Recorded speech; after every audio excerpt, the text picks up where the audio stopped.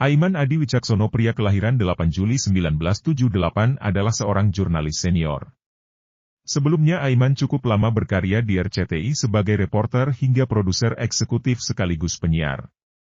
Di RCTI, terakhir ia merupakan penyiar program berita seputar Indonesia. Di Kompas TV sejak Januari 2012 hingga November 2022, ia menjadi pembawa acara Aiman. Kini, Aiman menjadi pemimpin redaksi di MNC Group.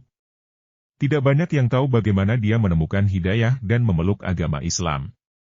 Tapi sebelum kita melihat wawancaranya, sebaiknya kita simak dahulu video tentang keajaiban matematika di dalam Al-Quran berikut ini. Assalamualaikum warahmatullahi wabarakatuh. Pada kesempatan kali ini, kita akan membahas mengenai keajaiban matematika dalam Al-Quran. Mungkin sebagian dari kita masih belum mengetahui bahwa Al-Quran, selain sebagai kitab suci bagi umat Islam, ternyata juga memiliki keajaiban matematika yang luar biasa. Apa sajakah itu? Mari kita simak penjelasannya. Ternyata, di dalam Al-Quran banyak terdapat keajaiban matematis yang dapat menjadi bukti atas kebenaran Al-Quran. Keajaiban matematika ini dapat dianggap sebagai kebetulan, tetapi begitu tepatnya sampai-sampai secara matematis pun hal tersebut tidak bisa dianggap sebagai kebetulan. 1. Kata yang berpasangan.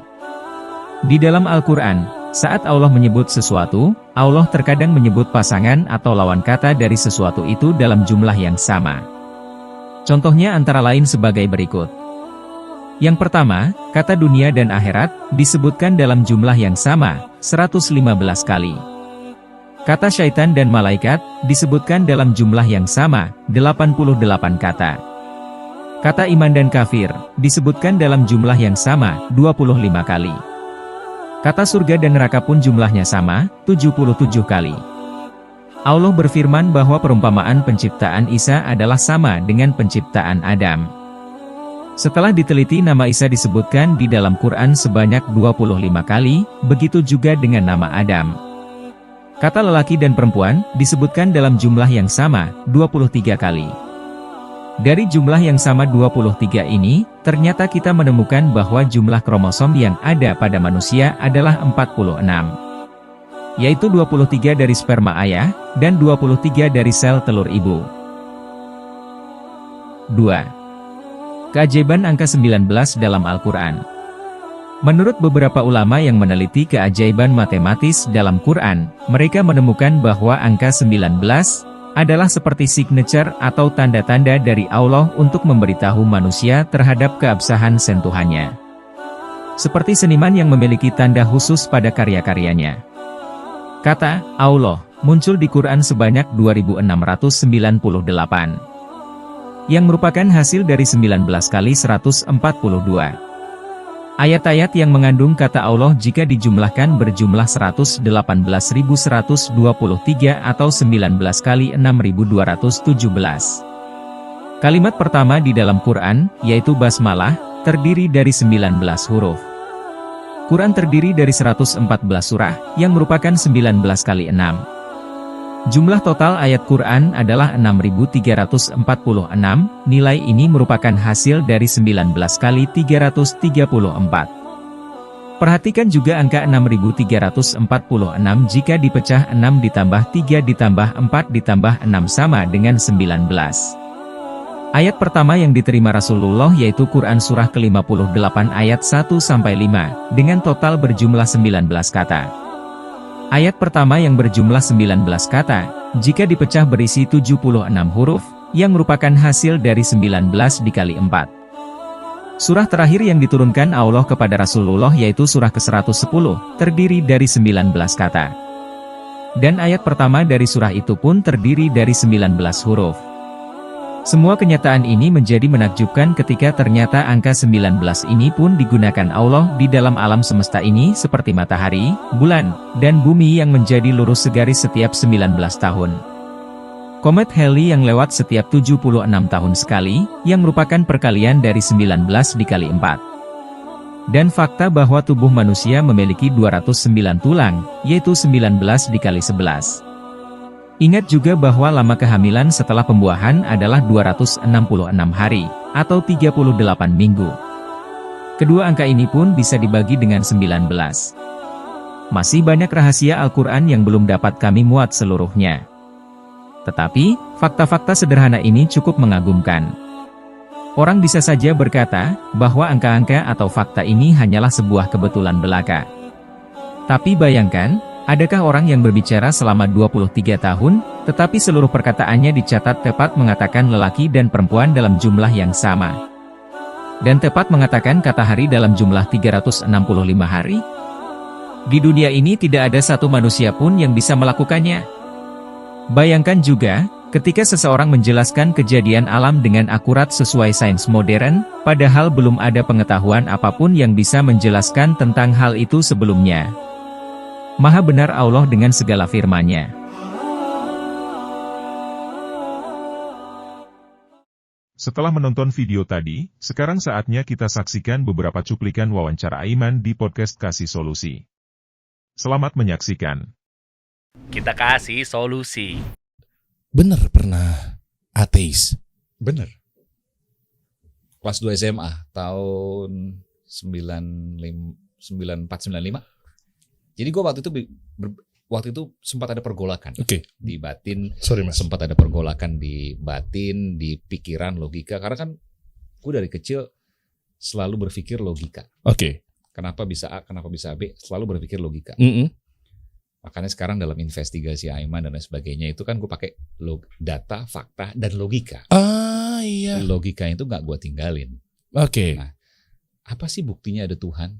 Gue waktu itu belum menemukan tuh. Kenapa? Ini bergerak begitu aja kok. Semua bergerak gitu saja. Itu SMA ya. Setelah gue sekitar setahun 2 tahun kemudian berpikir, gak mungkin kalau gak ada Tuhan. Kita bicara makrokosmos, yang luar angkasa dan lain sebagainya. Bicara dalam paling kecil aja deh, kita gak usah ke atas di tubuh kita. Mungkin gak sebegitu kompleksnya gak ada yang nyiptain. Jadi setelah ketemu gue percaya Tuhan, tapi gue belum tahu mana agamanya. Semakin kita kan dulu belajar tuh SMA udah belajar tuh kan gue pulang fisika ya, jadi belajar IPA, ada biologi segala macem ya. Di fisika juga ilmu pasti yang kalau nggak A ya B gitu kan. Biologi misalnya juga di kulit kita dan lain sebagainya. Begitu kompleks. Bahkan sampai detik ini seluruh apa yang ada di tubuh kita ini belum terpecahkan di ilmu kedokteran. Boleh tanya ke profesor kedokteran siapapun. Masa sih? Iya. Kalau nggak ada, nggak selesai dong. Udah selesai dong penelitiannya. Penelitian masih terus dilakukan sampai sekarang di dunia kedokteran. Kan begitu. Iya mungkin contoh. Penyakit langka. Pernah dengar penyakit langka? Ada banyak nih. Banyak. Namanya gue nggak tahu namanya. Kayak misalnya berapa orang dong di dunia gitu kan? Iya. Kenapa bisa seperti itu? Kan nggak ada jawabannya. Iya paling ujung-ujungnya kromosomnya X-nya begini kali gitu. Kenapa bisa seperti itu? Kan nggak ada. Oh iya juga ya. Penyebabnya apa? Nggak ada yang tahu. Iya. Itu kan rahasia Allah. Rahasia Tuhan. Iya. Apakah kita masih sombong mau mengatakan bahwa Tuhan itu nggak ada? Terus di titik apa turning point-nya ketika nggak nih bener nih? Kayaknya ada nih. Diri kita sendiri. Nah akhirnya gimana keputusannya? Belajarkah lebih dekat? Nyarinya kan otomatis kan ada banyak nih mas. Agama. Kok bisa-bisanya dari ateis, kan ateis kan berarti kan tidak percaya Tuhan kan? Ya. Kenapa ke Islam? Bukan ke yang lain. Nah, itu yang tadi saya katakan. Ini nih. Ketika sudah menemukan Tuhan itu ada. Lalu apa buktinya Tuhan itu memilih Islam kan begitu? Iya. Nah, kalau saya membaca buku, saya harus sampaikan ya. Jadi di situ disebutkan antara lawan kata satu dengan yang lain.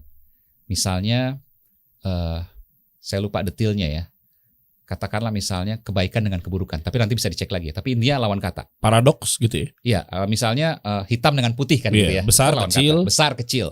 Ada banyak tuh lawan kata. Jumlahnya sama bos di dalam Al-Quran, matematika Al-Quran. Itu jadi begitu begitu detailnya Al-Quran itu. Dari sekian 6.000 sekian ayat. Kalau orang yang bikin, dulu nggak ada Microsoft Word bos. Yang bisa ngitung kata apa, jumlahnya berapa, nggak ada dulu.